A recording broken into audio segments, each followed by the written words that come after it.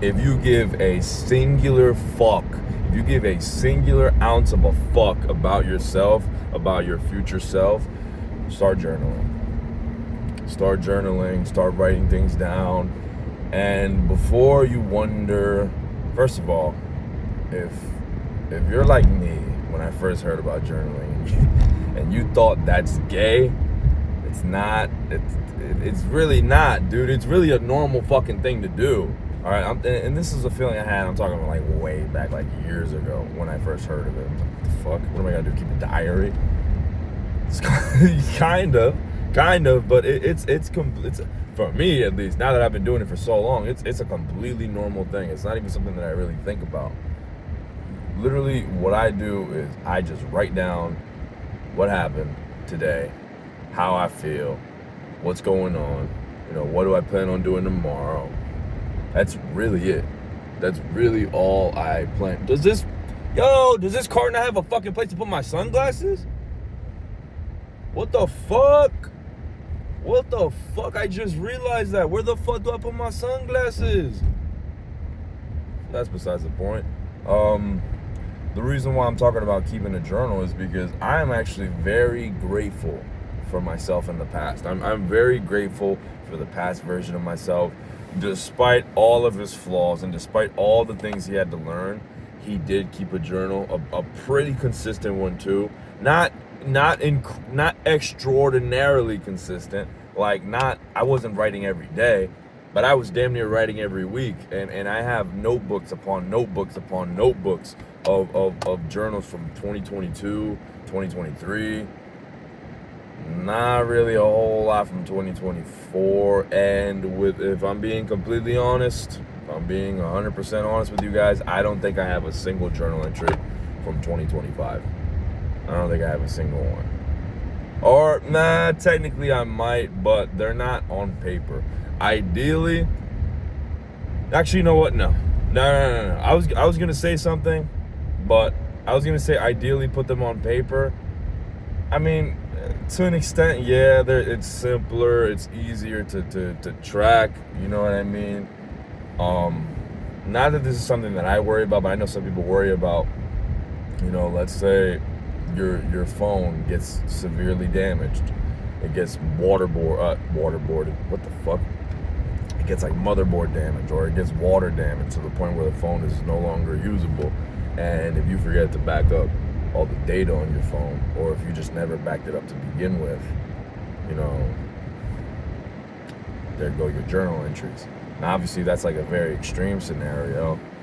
But honestly, if you feel like writing them on your iPad, or if you feel like writing them on your MacBook or your laptop or whatever the case may be, I don't see a problem with that. I know a lot of people, everyone else online will be like, write it on a pen and paper. Write it on a pen and paper. Because apparently it's like you remember more if you write on paper as opposed to writing on a computer. What the fuck ever, bro. It's your life, I've been writing a lot of my journal entries on my iPad. I have an iPad mini and I have an Apple Pencil, and I have it for a reason. And I'm putting it to good use when it comes to that. So what's so great about keeping a journal is that you can look back and see how much progress you've made, see what you've learned, see how you've changed. And it's just a great thing to have. I've changed a lot. Like a whole lot. I'm gonna wait for this car to turn so I can finally turn. I've changed a lot. A tremendous amount.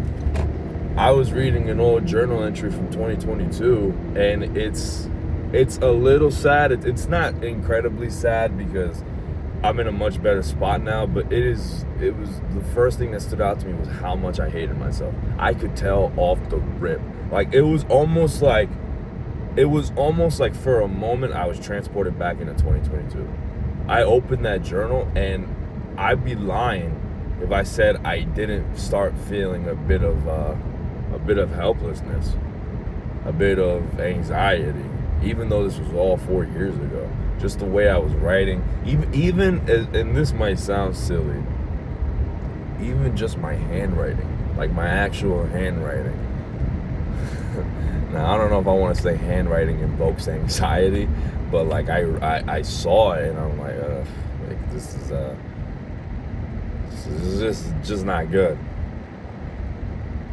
But I take the time later on to think to myself, well, what has changed since then?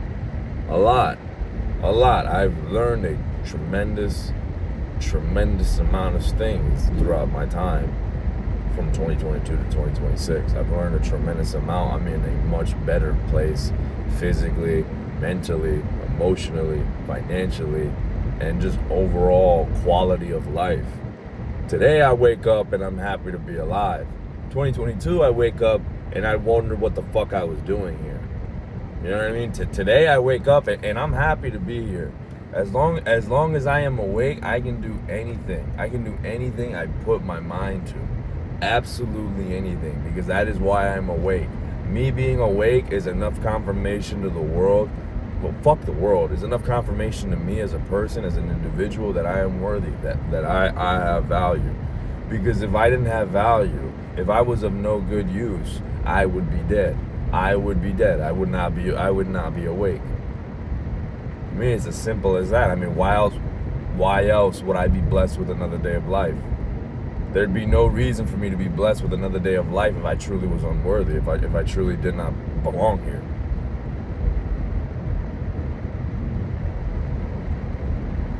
I think it's as simple as that.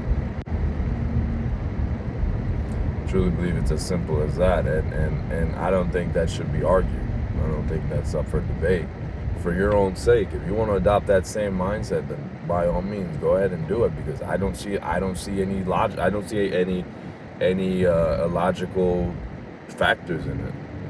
I'm awake, and if you're awake, that's a sign that you're worthy. I mean, what are you gonna do? You're gonna argue? Oh no, because technically it could have been a mistake. Technically this. Shut the fuck up, you fucking stupid bitch. You stupid bitch. Why the fuck? That's another thing, dude. That is another thing in and of itself. There are over 7 billion people in the world. A lot of them are bound to doubt you. Not every single one of them, but a lot of them are bound to think you can't do it, because they don't know you anywhere near as much as you know yourself. So you're bound to have people who are outside of your control doubt you for who you are and doubt your abilities. Why the fuck would you be one of them? Why the fuck would you be one of them, knowing that the only thing you have control of is your mind, your response to the outside world? Why the fuck would you be one of them? Are you fucking stupid? Are you fucking insane? It's why I remember seeing a clip of Andrew Tate saying that he doesn't believe depression is real, and people got mad at him over it. I never got mad when I first heard of that, because this was actually a long time ago. Hell, I think this was actually in 2022 or maybe 2023. I didn't get mad when I first heard of it. However, I'm not gonna lie, I did disagree. You know, I thought to myself, oh no, depression is definitely real. And I thought to myself, why the fuck am I defending depression? Why? Why am I doing that? And then if you really dig deeper into that thought, why am I defending depression? Because if I were to say that depression isn't real, well, now I look like a fucking idiot. Now I look like a fucking slob. Now I look like a fucking piece of shit. Because if I don't think depression is real, then what the fuck have I been doing? I've been letting this unreal disease, I've been letting this disease that isn't even fucking real control my life. That in my experience, that's what I thought. That's what I thought in my head. Like, that's the reason why I disagreed. You know, like, yeah, I was feeling a bit sad, but like depression, that big word, I was using it as an excuse to be fat, using it as an excuse to be broke, as an excuse to stay sad, as an excuse to feel sorry for myself, when in reality there was no need to. There was absolutely no need to. Now, obviously there exist extreme scenarios that don't happen to everyone, but things such as PTSD and severe trauma, I'm not saying that isn't real, and I'm not saying that other people experience things differently. But if you're just a little sad and a little lonely, and there's like no big old traumatic event that happened or no big thing as to why you feel the way you do, Stop being a little bitch, bro. It's in your control. 9 times out of 10, at least a majority of the time, maybe not 9 times out of 10. In my personal experience, when I was going through the same thing, I just blew everything the fuck out of proportion. I was just thinking completely illogically. I was thinking emotionally. I was thinking without logic, and it costed me a tremendous amount of my mind. You know, I would walk around thinking that I wasn't worthy, that no one loved me, and that I wasn't worthy of love. Who the fuck said that? Literally, who? Who the fuck said that you weren't worthy of love? Who? No one. No one ever told me that. No one ever told me that. And yet here I was walking around like that shit was gospel. And let's say, whatever, my ex-girlfriend told me that I wasn't worthy of love. This video is not to bash my ex-girlfriend. But who the fuck is she? Who the fuck is she? You know, like what? Is her word the end-all, be-all? You think she's the fucking gospel too? Is she the fucking Gestapo? Can she just say one thing and boom, it's completed? Like that's it. That's that. What the fuck does she know? What the fuck does she know?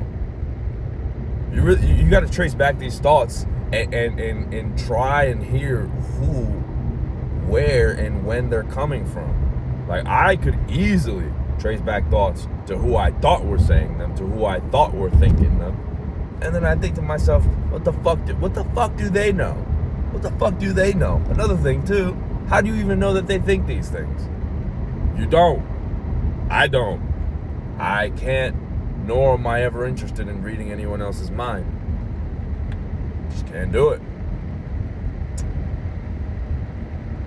It's crazy. It's crazy how sometimes for the longest time in this scenario, I was looking everywhere outside of myself to find a solution. The whole time, the solution was literally inside of me. Pause. It was literally inside of my body. Pause. It was in me. Pause. That was where the solution was the whole time. It was inside my mind. See, that one doesn't get a pause because inside my mind sounds perfectly normal.